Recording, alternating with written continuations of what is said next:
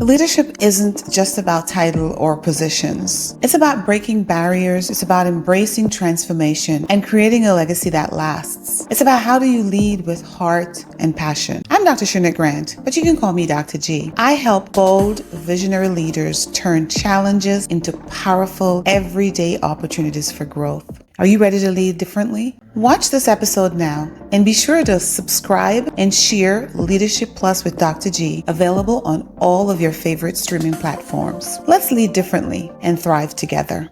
What's up, everybody? This is Dr. Shernette Grant, and you are listening to Leadership Plus with Dr. G. This is the podcast where we keep it real about what it takes to lead, grow, and inspire others to be their absolute best.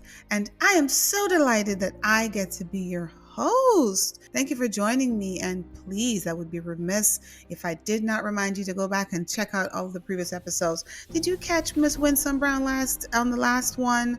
Lean on D. Go check it out. So today I want to talk to a group of leaders that I think many of us find ourselves in this situation at some point in time in our leadership. The leader who is running the organization, but is also the bookkeeper, the development chief, the HR department, the event planner, the therapist, the tech support, and even the janitor sometimes. The last to leave the building, make sure the lights are out and the doors are closed. Have you ever been there?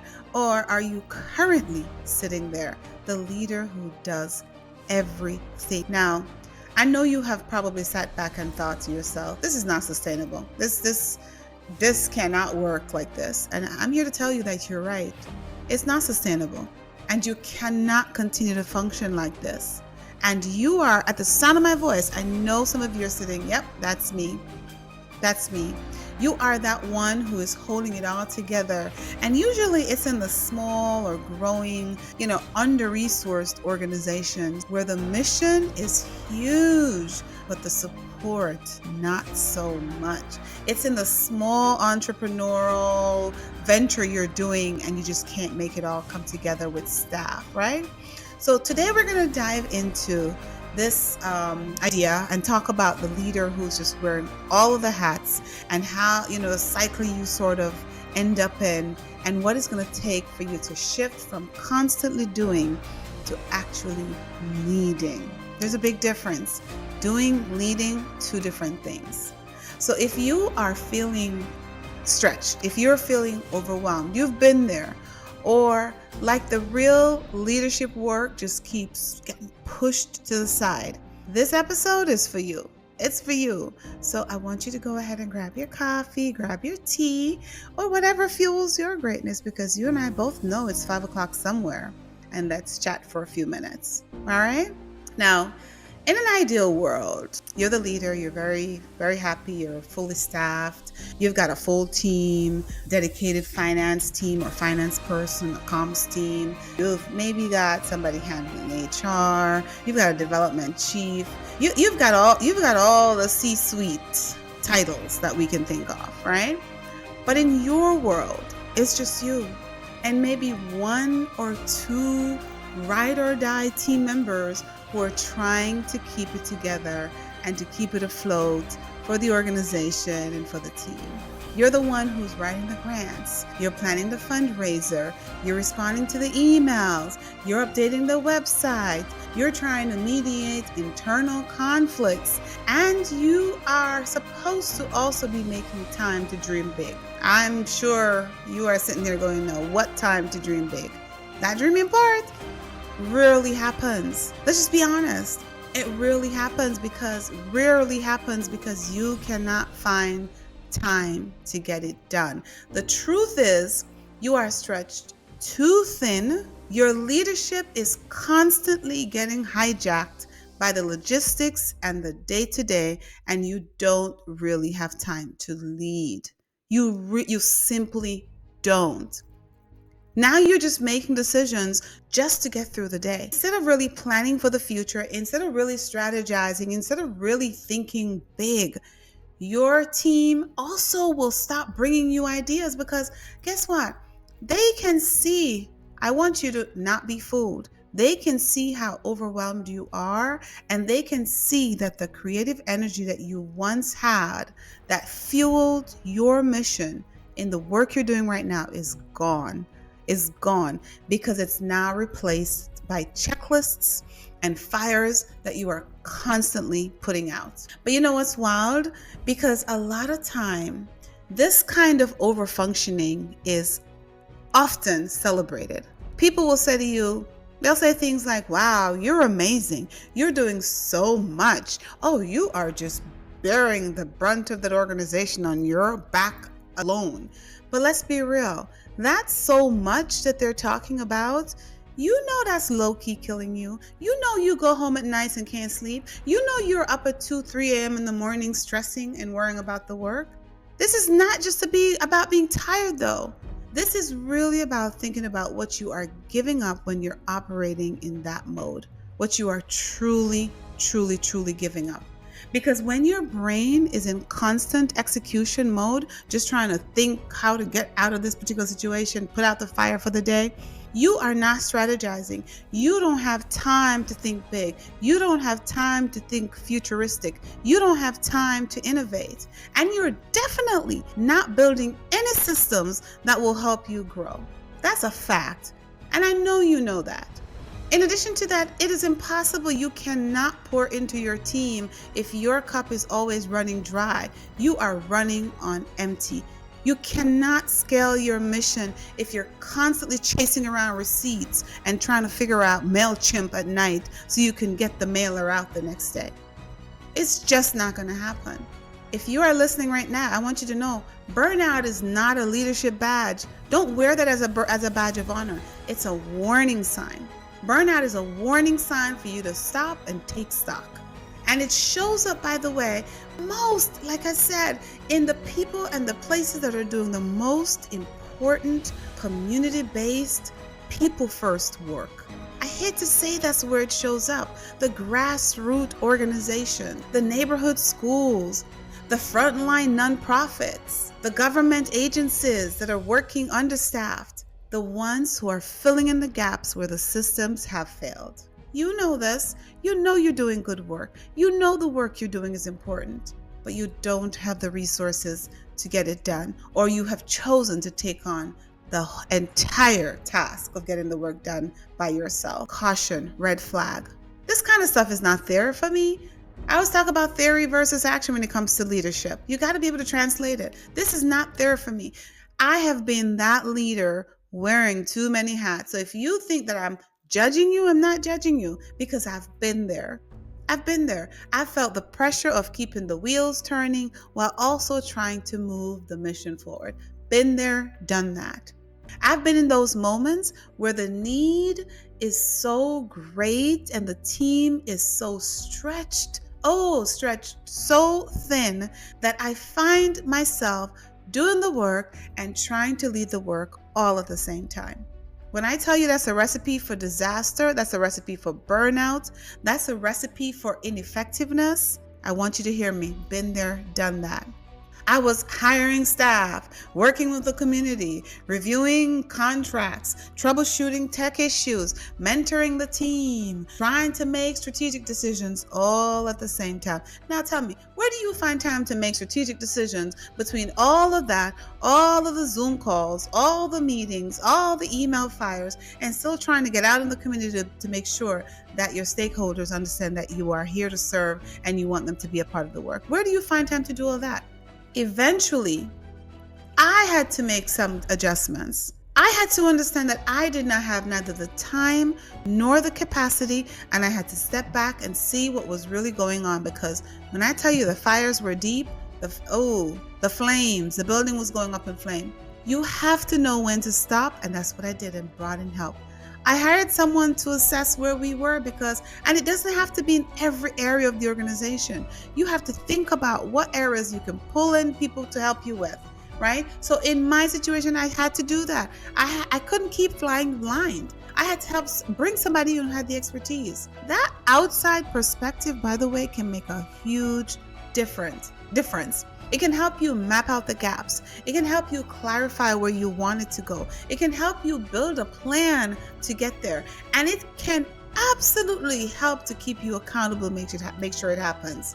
And with all of that, let me tell you something. That did not make me less capable. That helped me lead with clarity, helped me lead more clearly. And here's the thing. That support didn't require a full-time hire because I was dealing with resource shortage as well. But it was a strategic investment. A fraction of the cost with exponential return is what that brought me. And sometimes bringing in a short-term thought partner is exactly what you need to regain control and regain clarity. Just think about it. Sometimes that's what you need. But we keep falling into this cycle over and over again. It's a trap. It's a trap.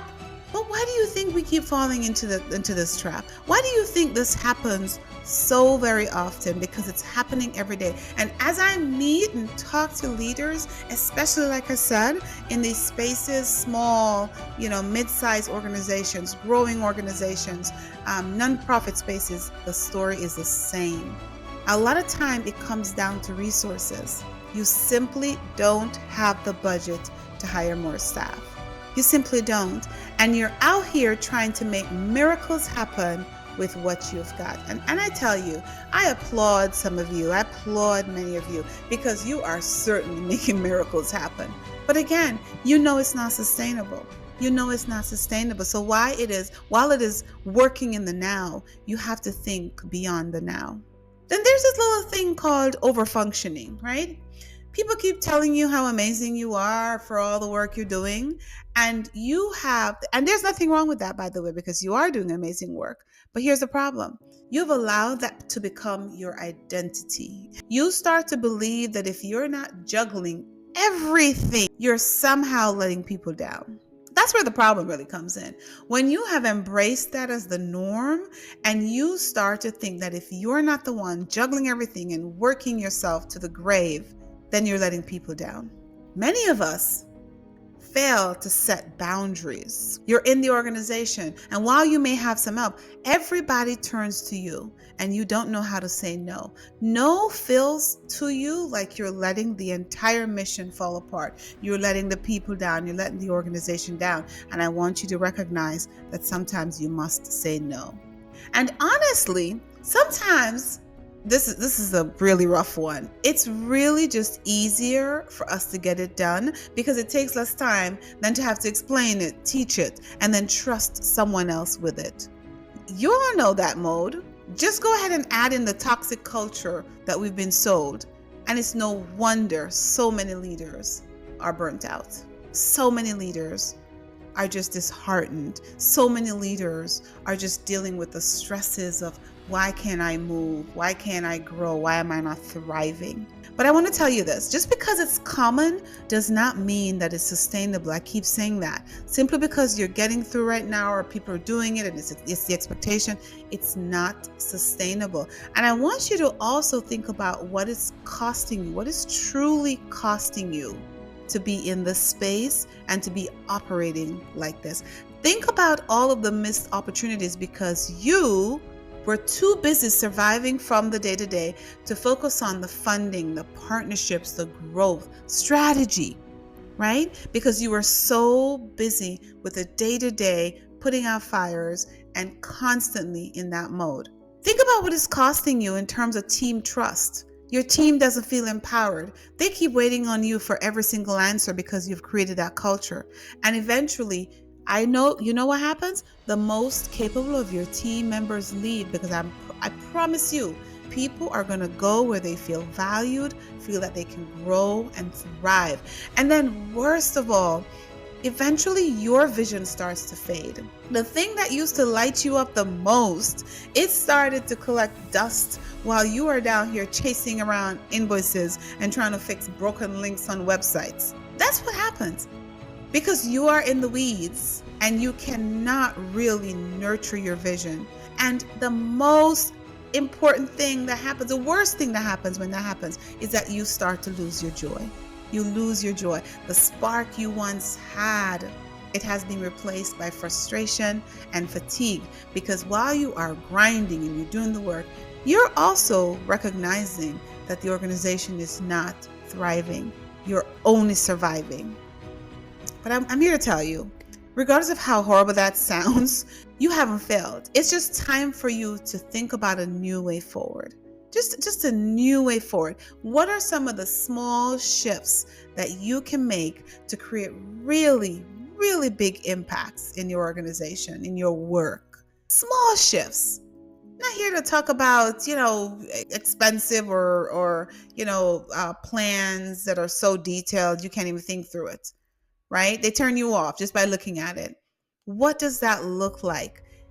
Well, it starts with small, intentional shifts that you have to make, not massive overhauls. I'm not talking about big, huge, massive overhauls. Micro moves, small moves that will create real momentum for you, real momentum for your team, real momentum for the work and for the organization. Here are a few things that you can do. Start with a real roll check. I want you in this upcoming week to write down everything that you do. Everything. Take a pen. I didn't say write down your job description. Write down everything you do. After you've done that, I want you to highlight only the things you should be doing. And I'm going to say to you, anything else that is not highlighted, it needs to shift. It needs to go to somebody else so you can actually lead. And in doing so, you might need to redefine what delegation really means, because some of us are stuck. We don't know how to delegate. And delegation is not just handing things off. Remember that. It's not just saying, okay, everything that's not highlighted, I'm going to pass it on to somebody else. That's not what delegation is. Delegation is intentional. It's about creating clarity. It's about building trust. And it's about building the sense of shared accountability for the work that needs to be done. Okay, so I want you to rethink how you delegate. I want you also to protect some time for strategic thinking, the big thinking. Even if it's just a few hours a week when you're not in a meeting or putting out fires, because that can change your entire momentum, your entire rhythm. Build it in. Time for you to think strategically. Put it on your calendar. And I also want you to build systems. Think about systems that can help you. A form, a checklist, a template. They're little things that take the decision-making load off your plate and move it to somebody else. Systems. What are the systems that you have in place, right? And most importantly, shift the culture.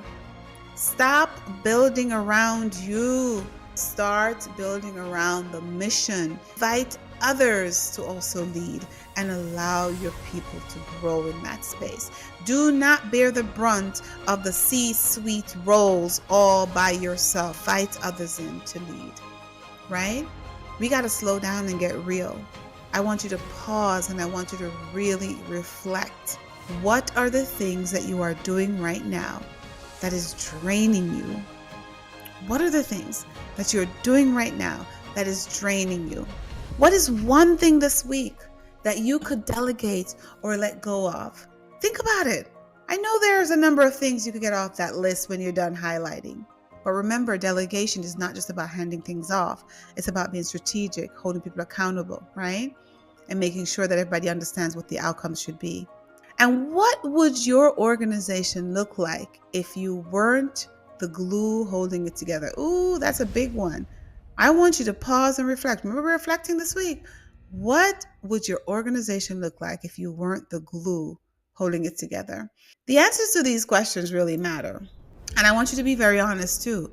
They deserve honest answers. Be very honest when you go to answer those questions for yourself, because your leadership should feel real purposeful. It should feel like something that you can build on, not something that is constantly building on top of you.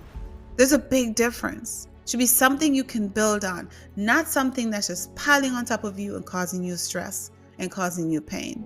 You were never meant to do it all. Never. You were meant to lead. That is your role. So here are the truths for this week. You can lead with clarity. You can. You can build systems that will support and systems that will not suffocate you, right? You can. They don't have to be extravagant. They can be simple. And yes, you can bring in trusted outside help to support your mission at a fraction of the cost of a full-time hire. That kind of support can help make a world of difference in your day-to-day and in your long-term. Can make a world of difference. So if you're exploring ways to really reclaim your focus and reset how you lead, I want you to take that step. I want you to take that step this week. Be intentional about it. And whether it's just a thought partner, a strategic planning partner or guide, or just support, team-based training, it doesn't have to be a permanent thing to be powerful. It doesn't have to be. I want you to reach out to me, reach out to us at Unorthodox Leadership. We can help guide you through some of these things that will help make a world of difference for your organization. With that said, if this episode gave you something to think about, I want you to share it with another leader. Share it. And I want you to also subscribe for more real conversations. And if you're really feeling called to make that shift, I want you to start with one small move. I gave you a couple. I want you to start with one small move, right? Whatever that is, bringing somebody, reassess your time, reassess how you're using your time and the work you're doing, all right? So until next time, I want you to lead with grit. I want you to lead with grace and a little bit of unorthodox magic, man. A little bit. This is Dr. G signing out. Till next time. Ciao.